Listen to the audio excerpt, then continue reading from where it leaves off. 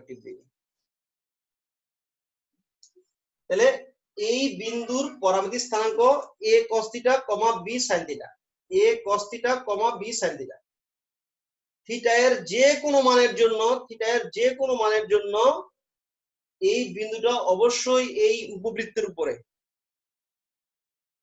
এটা হচ্ছে থিটার যে কোনো মানের জন্য। আর এই বিন্দুর জন্য কোনটা কত এটা আমাকে বের করে দিতে হবে। তাহলে এখানে 3 সমান, এইটার ভুজ হচ্ছে 3, এটার ভুজ কত 5 cos θ। 3 সমান 5 cos θ, বা থিটা সমান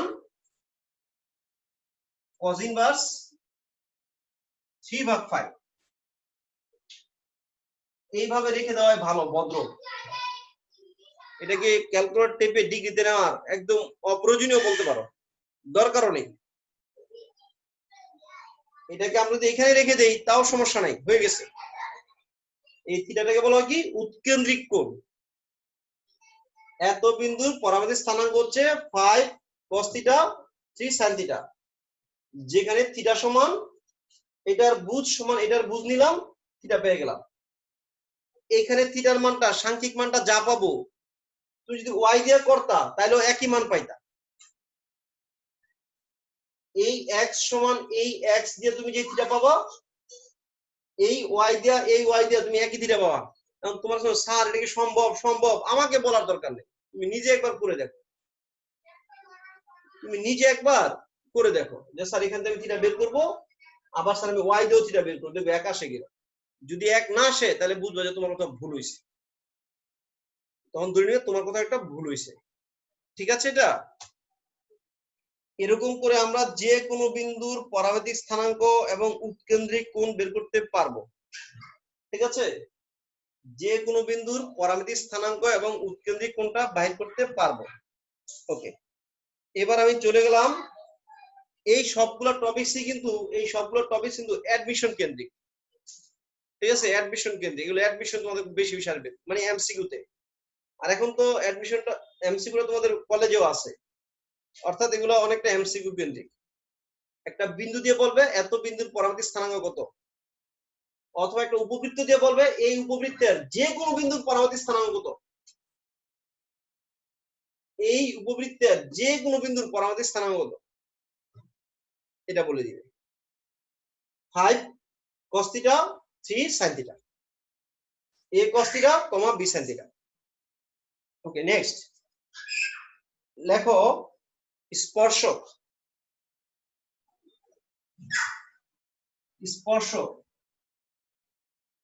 আমি কিন্তু 6 নম্বর অঙ্কের মধ্যে একটা লেজ রেখে আসছিলাম। এই লেজটা এই উৎকেন্দ্রিক কোণ নিয়ে, যেহেতু এখন এটা করে ফেলেছি, তোমরা এখন ওই লেজটা ওইখানকার ওই লেজের অংশটা করে নিও। উপবৃত্ত বের করলে তুমি এ আর বি পাও, এ আর বি দিয়ে পরামিতিক স্থানাঙ্ক ধরা যায়। এই লাদেন, এটাকে পরামিতিক স্থানাঙ্ক বলা হয় কেন বলতে পারবা? এই সংজ্ঞা দিয়েছিলাম একদিন, কোনো একদিন। এই বিন্দুটাকে পরামিতিক স্থানাঙ্ক কেন বলা হয়? থাকুক, চিন্তা করো, পরে বলো আমাকে। বলে দিব, বলে দিচ্ছি। x সমান a cos θ, y সমান b sin θ। যখন দুইটা চলক ভিন্ন কোনো চলকের উপর ডিপেন্ডেন্ট থাকে, যখন দুটি চলক x এবং y দুইটা চলক ভিন্ন কোনো চলকের সাথে সম্পর্ক, ঠিক আছে?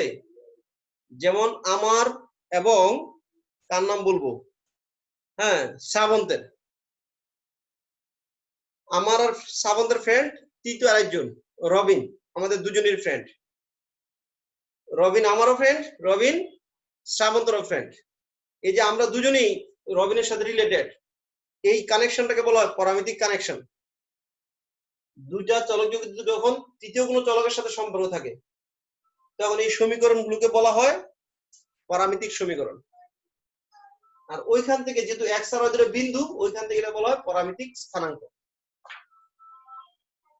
হ্যালো, আসছেন আপনি স্যার? মাথা না, আচ্ছা আচ্ছা। এই মাই ভয়েস, তোমরা একটু একটু 3 মিনিট লাইনে থাকো, ঠিক আছে? 3 মিনিট লাইনে থাকো, আমি আসতেছি।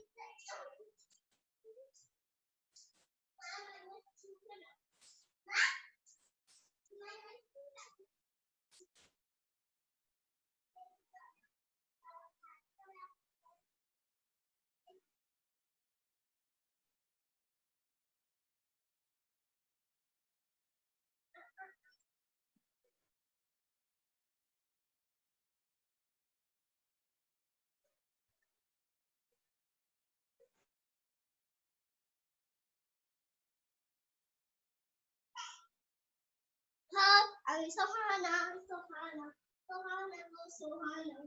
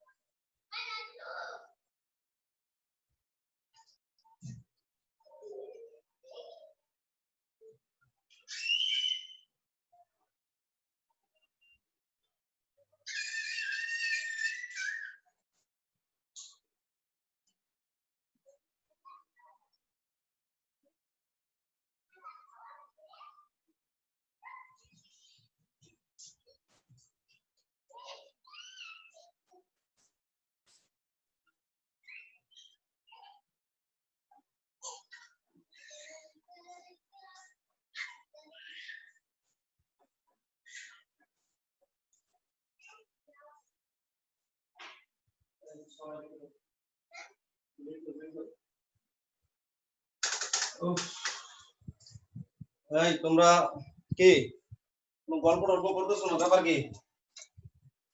হ্যাঁ, আচ্ছা, এটা ক্লিয়ার লাদেন?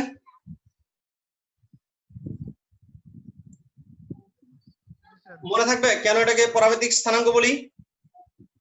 কারণ দুইটা চলক তৃতীয় চলকের সাথে সম্পর্ক রাখে, দুইটা চলক তৃতীয় একটা চলকের সাথে সম্পর্ক রাখে।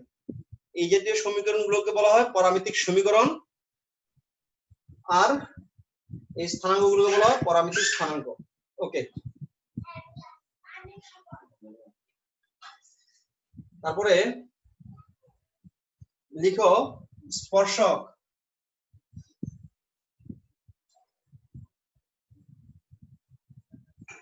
তারপর লিখো স্পর্শক। এটা হচ্ছে তোমার বইয়ের 8 নম্বর অঙ্কটা, স্পর্শক 8 নম্বর অঙ্কটা।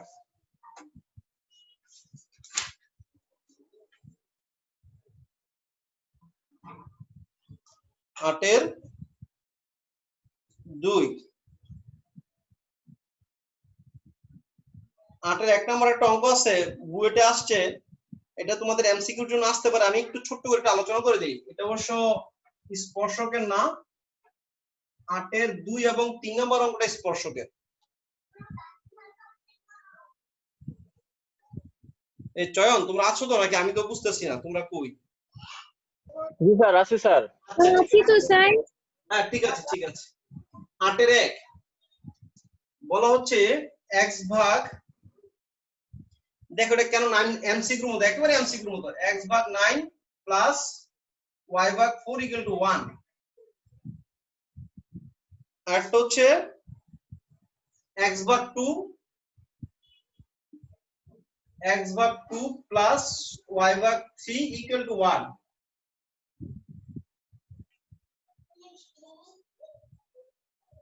তোমার একটা উপবৃত্তের সমীকরণ বের করতে বলছে।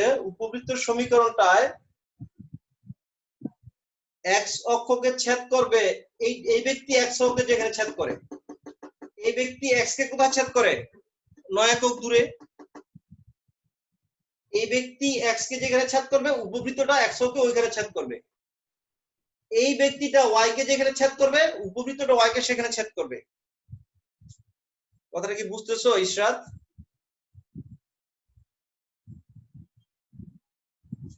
এই সরলরেখাটা x কে কোথায় ছেদ করে? 9 একক দূরে ছেদ করে, y কে 4 একক দূরে ছেদ করে। আর এই রেখাটা x কে ছেদ করে 2 একক দূরে, y কে ছেদ করে 3 একক দূরে। তোমার কাছে প্রশ্ন হচ্ছে এই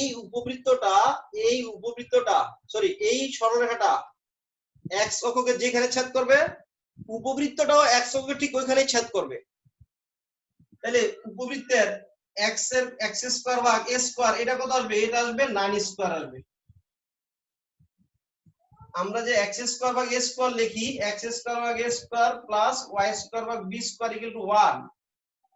x কে কোথায় ছেদ করে? x কে ছেদ করে a0 বিন্দুতে, y কে ছেদ করে 0b বিন্দুতে। এই উপবৃত্তটা x কে ছেদ করে a0 বিন্দুতে, y কে ছেদ করে 0b বিন্দুতে। এখানে x স্কয়ার ভাগ a স্কয়ার, x কে এই যে তুমি নিজে যদি চিত্রকে চিন্তা করো একই জিনিস। এইটুকু হচ্ছে a, বিন্দু কত? a0। এইটুকু হচ্ছে b, বিন্দু হচ্ছে 0b। বলছে এই রেখাটা x কে যেখানে যতটুকু দূরত্বে ছেদ করে, আমার উপবৃত্তটা ততটুকু দূরত্বে ছেদ করে, অর্থাৎ x স্কয়ার ভাগ a স্কয়ার প্লাস এই রেখাটায় y কে যেখানে ছেদ করে, আমার উপবৃত্ত y কে ওখানে ছেদ করে। তাহলে y স্কয়ার ভাগ b স্কয়ার, এর b কত? 3, এ হচ্ছে 3 স্কয়ার ইকুয়াল টু 1 आंसर। একেবারে জাস্ট একটা এমসিকিউ। কিন্তু কথাটা বুঝতে অনেক সময় একটু খারাপ লাগতে পারে। যেমন একবার বুয়েটের এমসিকিউতে আসছে, একটি উপবৃত্তের সমীকরণ নির্ণয় করো যে উপবৃত্তটি উপবৃত্তের x অক্ষের ছেদ বিন্দু এবং এই রেখার x অক্ষের ছেদ বিন্দুর একই বিন্দু। উপবৃত্তের y অক্ষের ছেদ বিন্দু আর এটার y অক্ষের ছেদ বিন্দু একই বিন্দু, অর্থাৎ এটা হচ্ছে a, এটা হচ্ছে b, এটা a, এটা b। রূপা এটা বুঝতে পারছি? জি sir. রমি?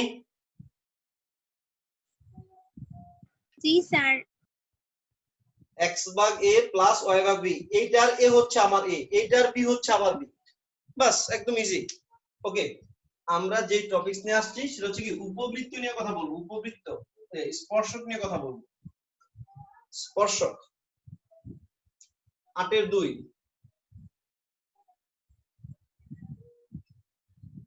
y equal to x minus 5, y equal to x minus 5, এটা একটা সরল রেখা এবং 9x square plus 6y square 16y square equal 44, 144, এটা হচ্ছে 2 নং।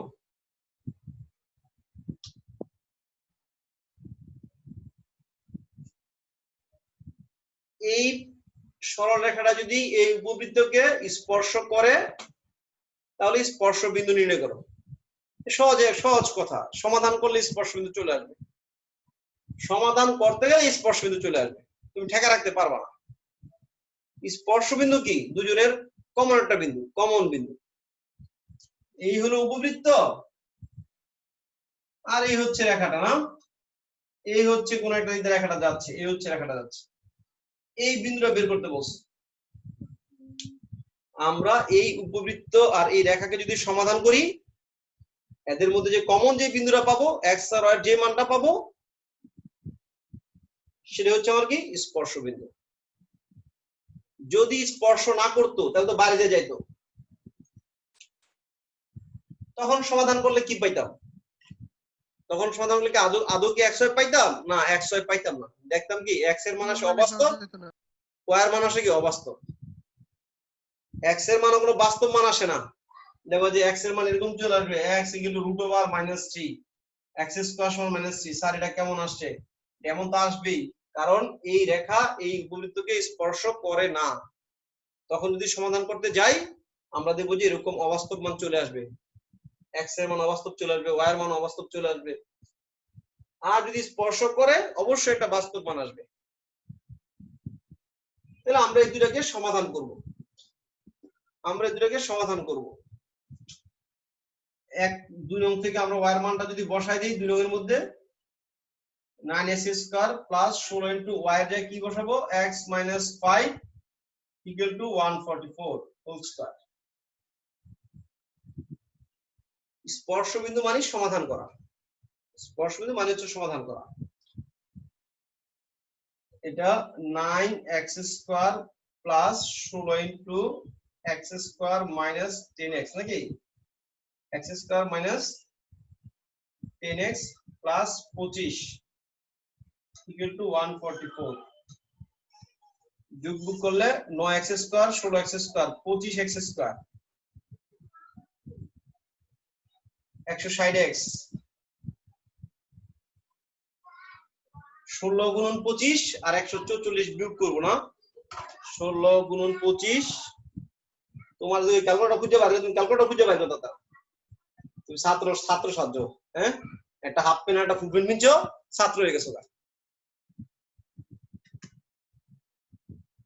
256, হ্যাঁ 256 আছে। যোগ করে ফেলছি আমি 16 গুণন 25 বিয়োগ 144 256। 25 দিয়ে ভাগ যায় না, 5 দিয়েও তো যায় না, 25 দিয়ে যায় না, হোল স্কয়ার হয়ে গেছে। এটা 5x মাইনাস 16 নাকি? জি স্যার। Equal to 0। এটা হোল স্কয়ার হয়ে গেছে। হোল স্কয়ার তো হইতেই হবে, কারণ এটা তো অবশ্যই x এর একটা মান আসবে, দুইটা মান আসার কোনো সুযোগ নাই। তাহলে x এর মান কি আসছে? x এর মান আসছে 16/5। x এর মান 16/5 आंसर। x এর মান 16/5। এখন y এর মান বের করলে চলে আসবে। এটা আমি বের করতে চাই নাই, এটা ভুল করে আমি তুলে ফেলছি। আমি করার কথা ছিল স্পর্শক হলে এর মান কত, b এর মান কত, c এর মান কত, এরকম একটা অঙ্ক, যেটা হচ্ছে 8 এর 3। 8 এর 3 y equal 2x plus c 2x plus c 1 নং। আর হচ্ছে 3x square plus 4y square এগুলো 12। আল্লাহ বাঁচাইছে, ছোট ছোট সংখ্যা দিচ্ছে, ছোট ছোট সংখ্যা দিলে একটু ভালো লাগে, বড় সংখ্যা দিলে বিরক্ত লাগে।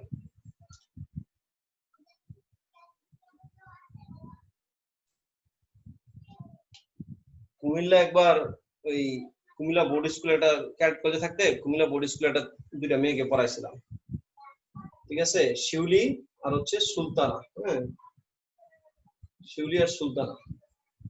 ওদের কলেজে একবার একটা ম্যাট্রিক্স আসছে, এমন এক ম্যাট্রিক্স দিছে 119, হ্যাঁ 117, তারপরে 129, মানে এই টাইপের সব দিছে, এই টাইপের 157। এটা কি স্কয়ার করতে গুণ করব, মানে এমন বড় বড় সংখ্যা দিছে। অঙ্ক কিন্তু সহজ, ম্যাট্রিক্সের গুণ তো সহজ, কিন্তু সংখ্যাগুলো দিছে খুব বাজে বাজে, আমার এখনো খেয়াল আছে। যাই হোক, বড় সংখ্যাতে কিন্তু একটু ভয় লাগে, এর সংখ্যাটা ছোট ছোট।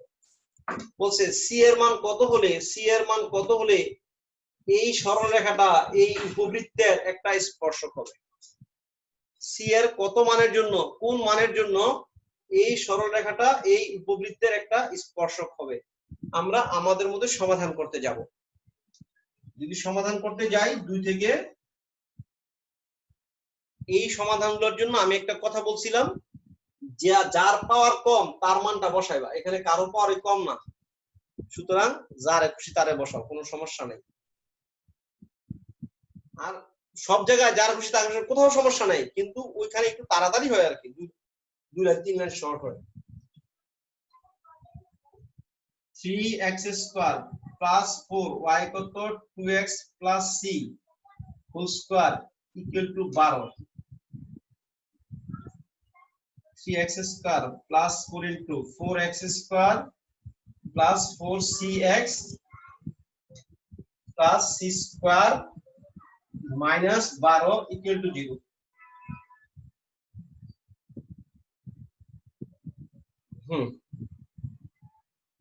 এখানেও স্পর্শবিন্দু চাইতে পারতো, এটার মধ্যে স্পর্শবিন্দু চাইলে একটু একটু আরেকটু জটিল হবে। ওগুলো সহজ, যেটা করছে এর আগে এটা, ওগুলো সহজ, ওগুলো কখনো পরীক্ষা আসবে না। ওগুলো আসলে এমসিকিউ তে আসতে পারে। আমরা যত অঙ্ক করছি সবগুলোর এমসিকিউর জন্য এত ইজি ইজি চমৎকার চমৎকার মেথড আমার বের করা, সম্পূর্ণ আমার নিজের মেথড। এগুলো আমি বইয়ের মধ্যে লিখি না, আমি যে লেকচার লিখি আরো কত বই লিখি ওগুলোর মধ্যে আমি লিখি না। হ্যাঁ লিখবো, এটা আমার মা একদম নিজের বইয়ের মধ্যে লিখবো, যেটা নাকি প্রোডাক্ট বাই সোহেল, ওটার মধ্যে লিখবো। 4 4 16x square 3x square 19x square 16cx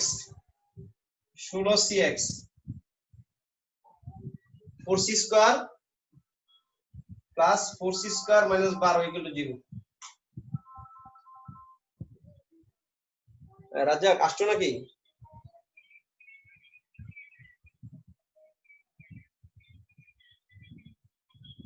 আজকে শিডিউল তো জটিল, তুমি আসো বাসায়, সমস্যা নাই। না কোনো টিস্যু নেই, তুমি চলে আসো, সমস্যা নাই। বন্ধু মানুষ তুমি, কি গো মিয়া, টিস্যুনি বাদ সব।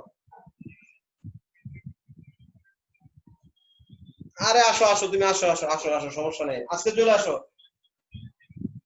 আজকে আসবে নাকি? আচ্ছা চলে আসো তাহলে, চলে আসো তাহলে, চলে আসো চলে আসো চলে আসো। হ্যাঁ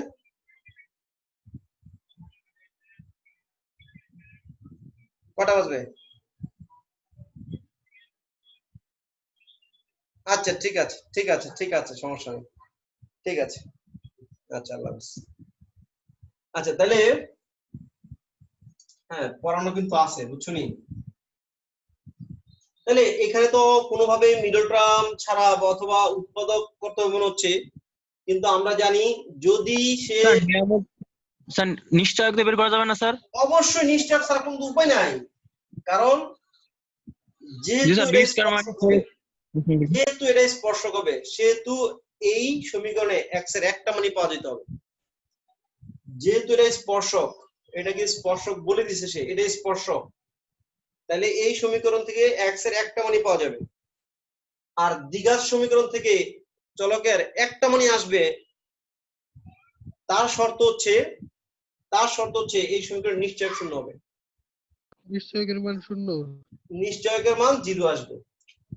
স্পর্শক হলে নিশ্চয়ক সমান 0। স্পর্শক যদি হয় তাহলে নিশ্চয়কটা 0 আসতে হবে। তাহলে নিশ্চয়কটা কত? b square minus 4ac। নিশ্চয়ক হচ্ছে b square minus 4ac। b কত? 16c। b square minus 4ac, a কত? 19, c কত? 4c square minus 12 equal to 0।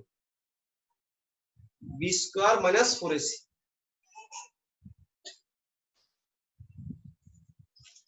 এই যে দেখো, এই যে বইগুলো দিয়ে গেল না নতুন, মানে এখন এই যে তোমাদের এটা রেখে এই বইগুলো আমি দেখবো, কখন দেখবো এর জন্য ভিতরে আমার একটা ক্ষুধা তৈরি হয়ে গেছে, যে কখন এটা দেখবো, যে বইগুলোর মধ্যে আর কি কি নতুন কারেকশন হইলো, কি কি আসলো। তোমাদের একটা নতুন বই পেলে এরকম একটা আবেগ তৈরি হয় কিনা বলো? এই ইশরাত, বিলিভ মি, আমি হ্যাঁ b স্কয়ার মাইনাস 4ac একটা নতুন একটা বই পেলে ওটা ভিতরে একটা ক্ষুধা তৈরি হয়ে যেত। যে স্যার খুব দ্রুত আমার এটা এখনই পড়া দরকার। আচ্ছা তাহলে 16 সি স্কয়ার, 16 স্কয়ার কত? হ্যাঁ 256 256 সি স্কয়ার মাইনাস, হ্যাঁ এটা তো ভুল হয়ে করলাম আবার, যোগটা সহজ করে নাই, ঠিক আছে 16 স্কয়ার সি স্কয়ার মাইনাস একটা 4 কমন আসলে 16 into 19 C square minus 3 equal to 0। 10 কাটা, এগুলো টেকনিক, বুঝছো নি? 16 স্কয়ার, এই যে 4 একটা কমন নিয়ে আসছি, 4 4 16, 19 ইনটু সি স্কয়ার মাইনাস 3, 10 কাটা, তাহলে 16 C square minus 19 C square আর প্লাস 3 ইনটু 19, না 3 19 কত হয়? 3 20 60 57।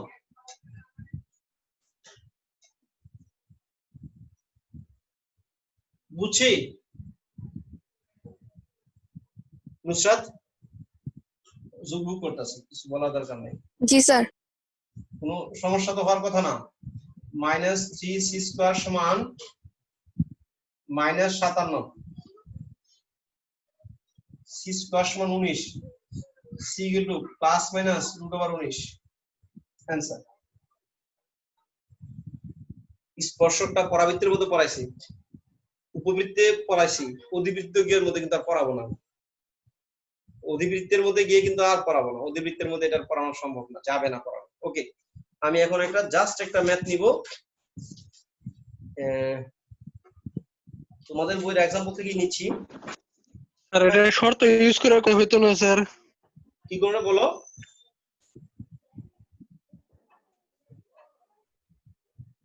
লাদেন বলো। স্যার একটা শর্ত আছে স্যার, স্কয়ার সমান সমান a স্কয়ার m স্কয়ার মানে প্লাস b স্কয়ার, স্পর্শক হওয়ার শর্ত sir, y equal two mx plus c। আচ্ছা লাদেন, ওই যে দেখো y equal two mx plus c, এই পরাবৃত্তটা, এই সরলরেখাটা x স্কয়ার ভাগ a square plus y square ভাগ b স্কয়ার ইকুয়াল টু 1 কি স্পর্শক শর্ত। ওটা আসছে কই থেকে? ওটা দেখবে আসছে, y এর মান বসাইছে, সলিউশন করছে, নিশ্চয়ই 0 দিছে। স্যার ওই ভাবে করলে ছোট হইতো স্যার। না ওটা তো মুখস্থ করতে হইব, মুখস্থ করতে হবে। হ্যাঁ তো তো মুখস্থ হইলো, ঠিক আছে। y equal two mx plus c দিলে একরকম হবে, আমি mx প্লাস y দিব, mx my তারপরে কি দিব 2x প্লাস c দিব, তাহলে কি করব? তাহলে আরেকরকম হবে।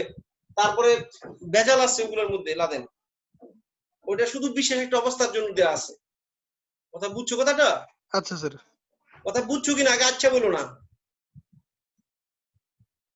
ওইটা শুধুমাত্র বিশেষ একটা অবস্থার জন্য দেয়া আছে, পরাবৃত্তের মধ্যে অনেকগুলো আছে। y স্কয়ার সমান 4ax, y equal two mx plus c কি স্পর্শকগুলো একরকম হবে। আমি যদি x স্কয়ার সমান 4ay দেই তাহলে আবার আরেকটা আইবো, তাহলে কটা মুখস্থ করব? এর চেয়ে ভালো আমি সমাধান করতে যাব, নিশ্চয়ই ধরে দেব, শেষ। একদম ভিতর থেকে আসছে, এটা বেসিক থেকে আসছে, ক্লিয়ার? আর এখানে জাস্ট এরকম একটাকে সলিউশন করে বলা হচ্ছে স্পর্শক, তাহলে এই কথাটা মানবে। যদি স্পর্শক হয় তাহলে নিশ্চয় একটা 0, ওই mx এর একটা ইকুয়েশন ওটা মানবে, কিন্তু একটা অবস্থানের জন্য হইছে, ক্লিয়ার? ওকে, মানে এইভাবে উল্টাপাল্টা মুখস্থ করা যাবে না। ওকে, নেক্সট দেখো, আমি জাস্ট একটা জিনিস লিখবো তোমাদের एग्जांपलেরই, एग्जांपल 6, এটা দিয়ে ছেড়ে দিব। एग्जांपल 6, আজকে তোমাদের পড়াতে ফোনই আসছে 10টা। উপকেন্দ্র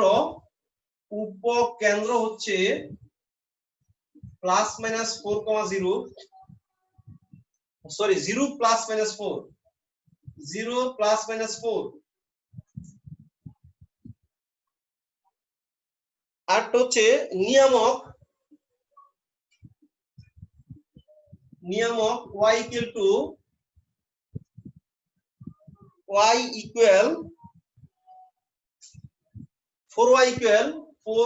ইকুয়াল প্লাস মাইনাস 25।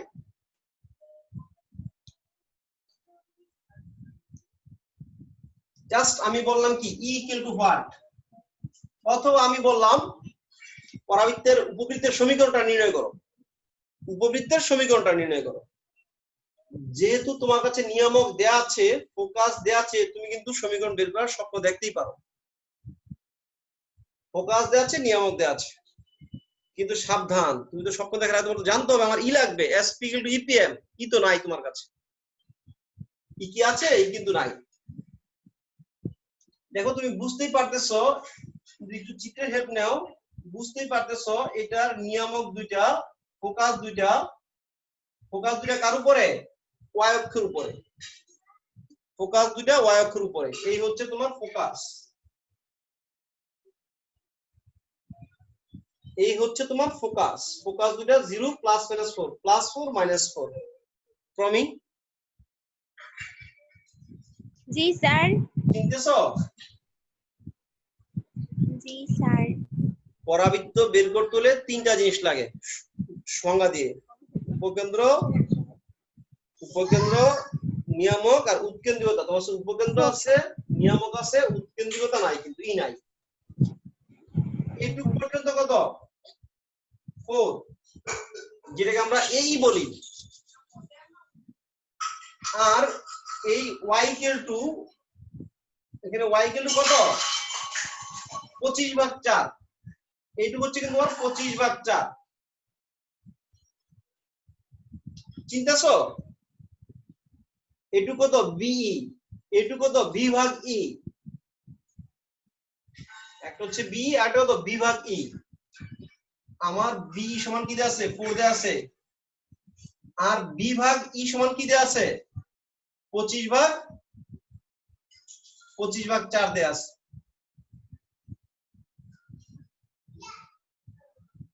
চিন্তাছো না? চিন্তাছো না? অর্থাৎ তুমি যদি গুণ করে দাও, তুমি গুণ করে দিলে বি স্কয়ার মান কত পাবা? বি স্কয়ার মান পাবা 25। বি স্কয়ার মান পাবা 25। এখানে যে তুমি আবার এর মানও পাবা। এখানে যদি বি এর মানটা যদি 5 বসায় দাও, বি এর মান কত আসছে? 5। বি এর মান 5 বসায় দিলে ই এর মান আসবে 4/5। বি এর মান, ই এর মান 4/5। অথবা এর মান বের করলে তুমি সমীকরণ চলে আসে, নিয়ামক দিয়া এসপি ডিপিএম না হলো চলবে। এই যে হঠাৎ করে ফেললাম, এটা কি কতটুকু বুঝছো আল্লাহ ভালো জানে, ঠিক আছে? এই যে বিই, এই যে বিই, বি কত? 0 প্লাস মাইনাস বিই, 0 প্লাস মাইনাস বিই, বি হচ্ছে কিনা 4। আর নিয়ামক y ইকুয়াল বি ভাগী, y ইকুয়াল টু বি ভাগী, y ইকুয়াল টু বি ভাগী, বি ভাগীটা কত? 25/4, বি ভাগী সমান 25/4। দুইটাকে যদি গুণ করে দেই, গুণ করে দিলে ই কাটা যাবে, বি স্কয়ার সমান 4 4 কাটা যাবে 25, বি সমান 5, বি এর মান 5। বি এর মান যদি 5 বসাই, ই সমান আসবে 4/5। এই তো এর অ্যানসার চলে আসছে। মানে চিত্রটাকে একদম ভালো করে পড়তে হবে। এটার মধ্যে যখন আমি প্রশ্ন যখন ঘুরাই, আমি চিত্রের উপর ডিপেন্ড হয়ে যাই। থিওরির উপর ডিপেন্ড করে প্রশ্ন কঠিন করা যায় না, চিত্রের উপর ডিপেন্ড করে প্রশ্ন কঠিন করা যায়, হার্ড করা যায়। যতগুলো টপিক শিখছি, আমি আবার বলি এখানে আমি কি কি শিখছি। 1 নম্বর হচ্ছে একটা সমীকরণ থেকে x স্কয়ার ভাগ a square plus y square ভাগ b স্কয়ার টু 1, এই সমীকরণের সকল তথ্য বের করে শিখছি। x স্কয়ার ভাগ 9 স্কয়ার, y স্কয়ার ভাগ 5 স্কয়ার, সকল তথ্য বের করে শিখছি। দ্বিতীয় হচ্ছে সমীকরণ বের করছি, ফোকাস, নিয়ামক, উপকেন্দ্র দেওয়া থাকলে সমীকরণ বের করছি এসপি ডিপিএম দিয়ে। তারপরে কি বলছে? নিয়ামক থাকবে না, নিয়ামক নাই, নিয়ামক না থাকলেও উপবৃত্ত বের করছি, ধরে নিছি, ধরার জন্য কন্ডিশন বলছি। কেন্দ্র থাকবে, অক্ষগুলো x অক্ষ কত y এর সমান্তরাল থাকতে হবে। অক্ষ সমান্তরাল না থাকলে একবার একটা অঙ্কের জন্য করা শিখছি, আজকে শিখলাম। ওকে, আজকে আল্লাহ হাফেজ রেখে দেই। হ্যাঁ, কেটে যাবে লাইনটা কিন্তু। স্যার, বলো স্যার। স্যার এদিকে একটা সমস্যা আছে। ঠিক আছে, উদাহরণে যে 1 নাম্বার, লাইনটা কেটে তোমরা সবাই আসো। হ্যাঁ, লাইনটা কেটে আসো সবাই, একদম এখনই কাটবে। Okay sir.